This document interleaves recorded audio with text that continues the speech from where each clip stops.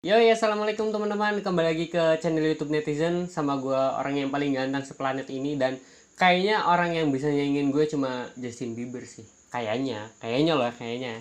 Nah, oke, gak usah kebanyakan bacot lah pokoknya. Emang sih ini segmennya tentang bacot-bacot, tapi kita nggak usah bacot-bacot yang lain. Oke.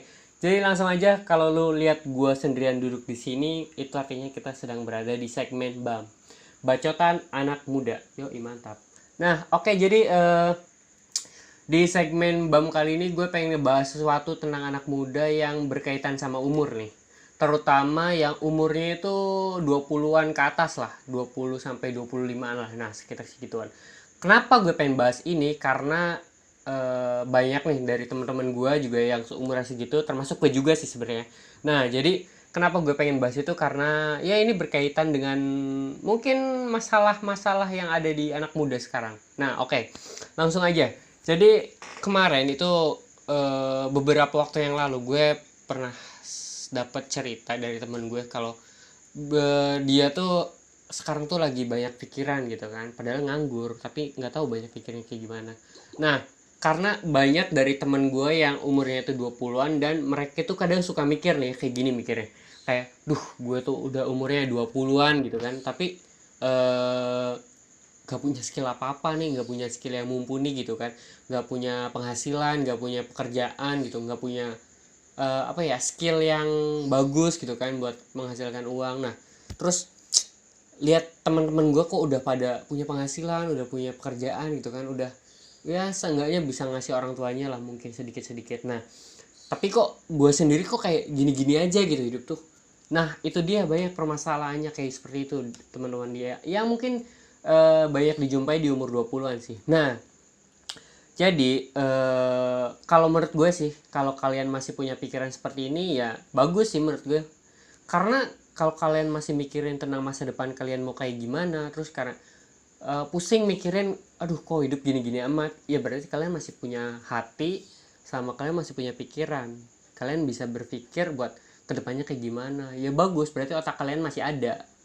Karena banyak nih kayak anak muda zaman sekarang tuh yang umurnya segituan tapi kayak masih enak-enak aja gitu, nggak mikirin masa depannya kayak gimana. Karena mungkin terlena dengan apa yang diberikan sama orang tuanya, mungkin terlena dengan suasana sekarang yang serba berkecukupan. Jadi ya mereka terjebak di zona nyaman sih menurut gue ya. Mereka terjebak di zona nyaman karena semuanya serba tercukupi, padahal itu yang akhirnya mungkin kedepannya bisa menjadikan malapetaka sih buat dirinya sendiri. Karena siapa yang tahu kan, ketika anak-anak muda yang lain berjuang untuk memulai cita-citanya gitu, memulai langkahnya untuk meraih cita-citanya, sedangkan dia sendiri itu kayak ya enjoy menikmati masa mudanya, tapi yang justru itu bakal ngebuat masa tuanya itu semakin suram. Karena yang lainnya udah mulai melangkah maju ke depan, dia masih stuck di tempat kayak gitu kan.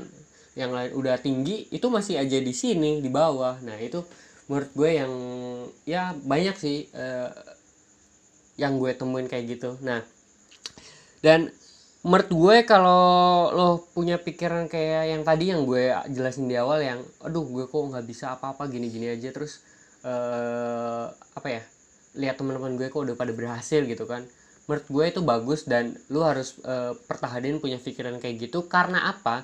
Karena itu adalah salah satu buat memotivasi diri lu sendiri buat kedepannya itu menjadi siapa, menjadi apa. Nah, kalau lo udah mikirin hal seperti itu gitu, berarti kan lo masih punya otak nih. Otak lo kan masih bekerja gitu, masih ada fungsinya gitu, Tuhan memberikan lo otak. Nah, kalau lo udah mikirin hal seperti itu, yang menurut gue yang harus lo lakuin adalah ada 3 tahapan sebenarnya. 3 tahapan ini menurut gue ya, pendapat gue pribadi, itu ada 3. Yang pertama adalah cari passion lo, apa nih kehebatan lo, apa nih skill lo, yang apa nih yang membuat lo itu kayak, wah ini nih gue banget nih, ini nih yang gue bisa nih, yakin nih dengan cara ini gue bisa apa ya, ngeraih cita-cita gue gitu, ngeraih impian gue gitu. Nah, menurut gue adalah cari passion lo di mana, cari apa kebisaan lo di mana, dan cari apa yang lo sukai. Menurut gue kebiasaan itu harus apa yang lo sukai, karena ketika lo udah menyukai suatu hal, lo pasti akan nyaman untuk menjalani hal tersebut menurut gue ya. Nah, yang kedua itu yang pertama. Yang kedua adalah kemauan. Menurut gue adalah yang kedua adalah kemauan. Karena percuma lu punya udah tahu nih passionnya kayak di sini gitu. Kayak mau passion lu tuh, oh ini nih gue tuh kayak passionnya di jadi vlogger atau jadi web designer mungkin ya. Nah, lu udah tahu passion lu, udah tahu kemampuan lu di situ. Ya menurut gue adalah lu harus mempunyai kemauan buat bergerak di bidang tersebut. Karena percuma lu udah punya passion, lu udah punya potensi yang bagus gitu kan, tapi lu gak punya kemauan buat ngolah hal tersebut sehingga menjadi suatu hal yang apa ya, menjadi suatu hal yang bisa ngebuat lu itu menjadi orang yang besar gitu. Menurut gue yang kedua itu. Yang ketiga adalah relasi. Relasi itu di mana-mana kayaknya relasi itu hal yang penting sih menurut gue. Karena gini, lu udah punya kemauan, lu udah tahu nih potensi lu di mana, udah tahu passion lu di mana, udah tahu apa yang lu sukai di mana. Nah, yang terakhir kan relasi. Menurut gue ini sangat berhubungan sekali. Karena apa? Ketika lu udah punya kemauan dan lu udah tahu potensi lu di mana, lu harus ngejalin relasi dengan orang-orang yang mungkin setipe dengan lu. Sehingga ketika lu mau jalanin sesuatu atau contoh gampangnya adalah ketika lu ingin memulai bisnis apa ya? Gua ambil contoh deh. Ketika lu ingin memulai bisnis cuci sepatu gitu, otomatis lu harus cari orang yang ngerti tentang sepatu, ngerti tentang apa ya, cara ngebersihin sepatu. Nah itu kan lu harus cari relasinya kayak gimana.